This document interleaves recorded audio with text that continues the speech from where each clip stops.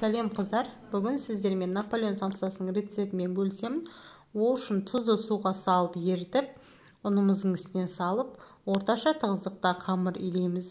Қамырымызды 15-20 минутқа тындырып, екінші рет қайтара илеп аламыз және екі зуалаға бөліп, тындырып қоямыз. Дәл осы уақытта біз салмасын дайындаймыз: фарш, пияз, тұз, бұрыш және сұйық май.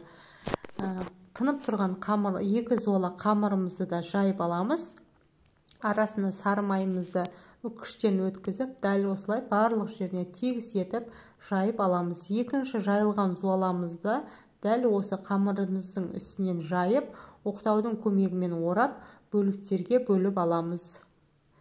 Кішкене бөліктерге бөліп, тоңазытқышқа жарты сағатқа қойып, қамырларымызды дәл осылай жайып, түйіп, пісіруге жібереміз. Үстінен күнжіт сеуіп, жұмыртқаның сары уызын жақсаңыздар.